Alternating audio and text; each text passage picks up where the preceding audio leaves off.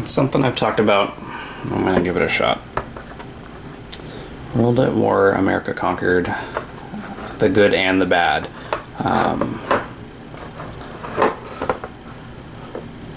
I'll put it up front. The good is the game is really fun. I don't know if much else beyond that matters terribly much. But we're gonna kind of walk through the whole thing. Some people, including me, have had some issues with playing it. There's part of bad number one, or let's just call it bad number one.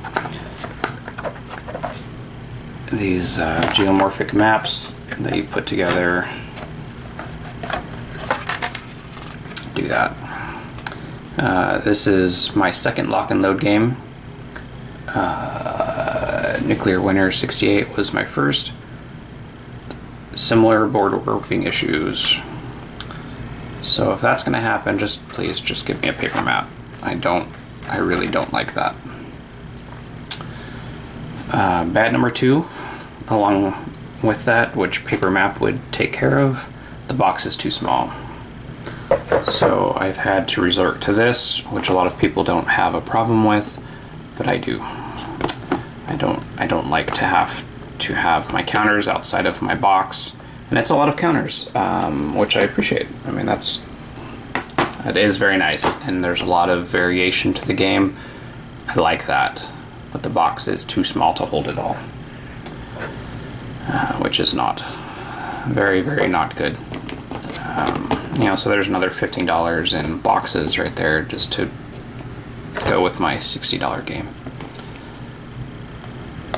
However, that's pretty cool, which I did. Got nice and crafty. I'm not sure if they ended up putting it out. It was supposed to be an exclusive for pre-orders, but there are Texans, and I'm gonna do the Texan scenarios because that's what I want to play. So that's what I'm gonna play. So I will get it set up and we'll take a look. We're gonna do scenario number one, the Texan War of Independence, Old Friends.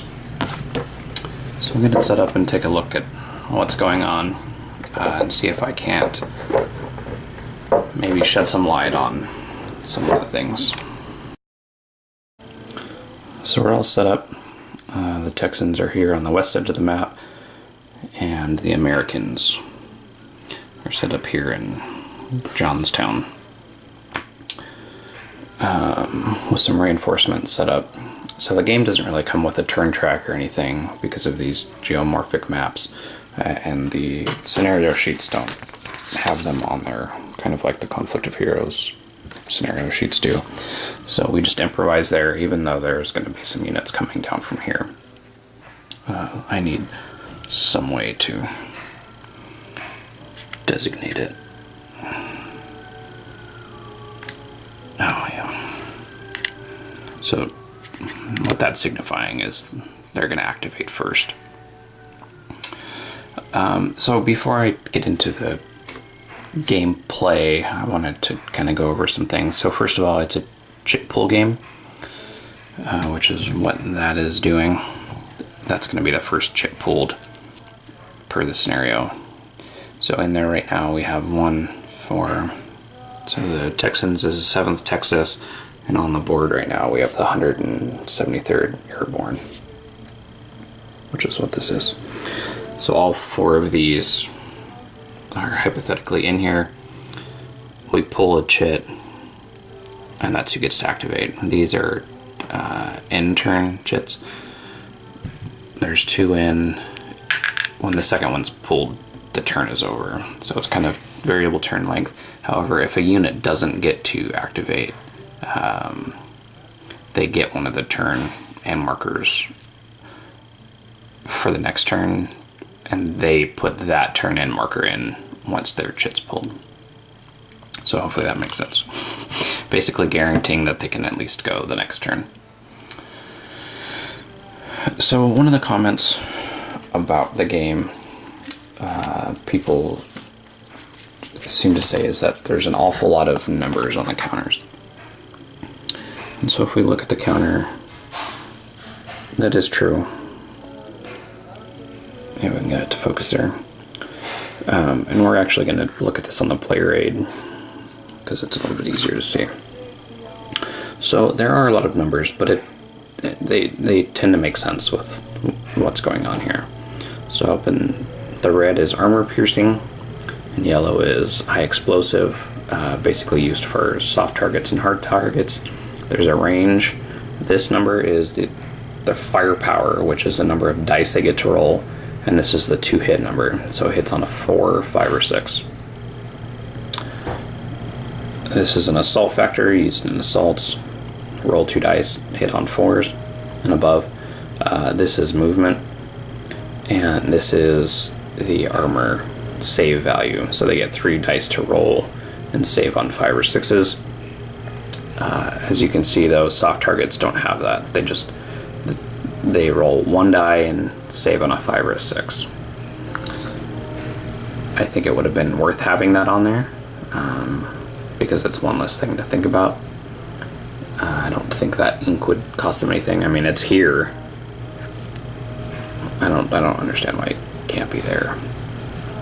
Maybe to designate them as a soft target, I guess.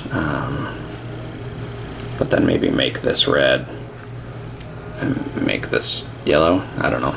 And really, it doesn't matter. So typical,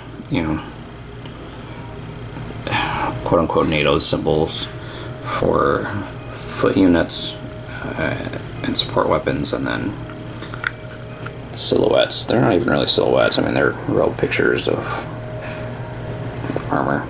And the focus of the game really is on armor. Also, I wanted to mention, I listened to the podcast History According to Bob, and he always cites his sources, which I really enjoy that part of the end of the podcast. So my sources for this are, of course, the World at War, America Conquered rulebook, the player aids, and this little World at War summary provided by Ken Tuber. Maybe we shouldn't show that in case.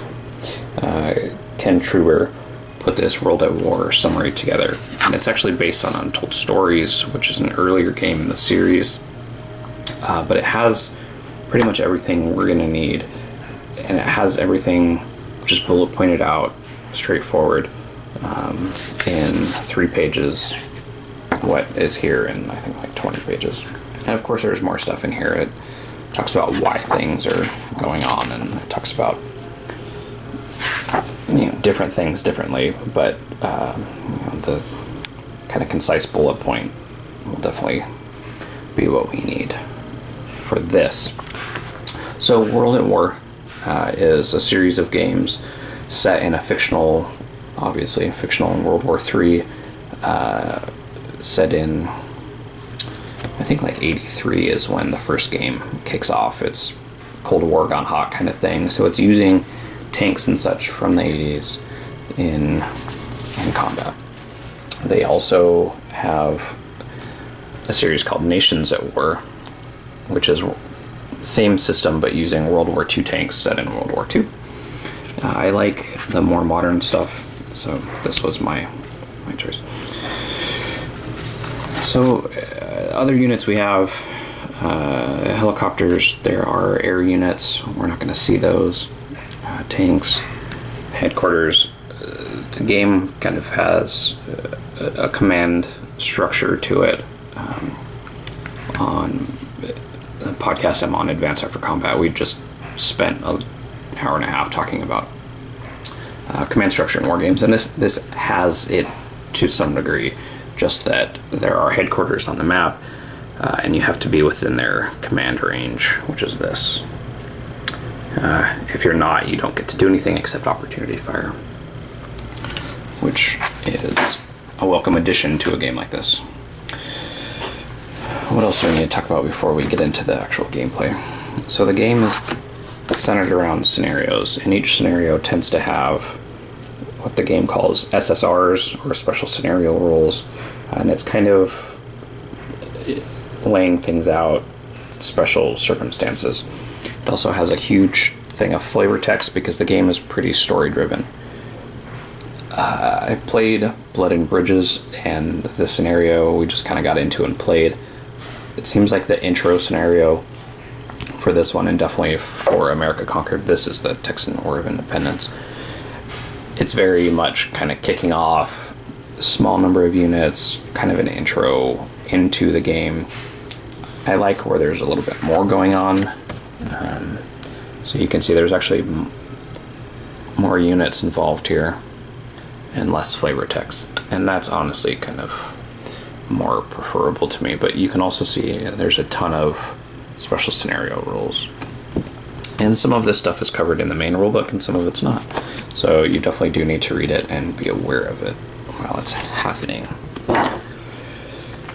So that is kind of an overall view of the game, you know, what it's doing and the system, the setup. We'll come back and look at movement and combat here in a minute.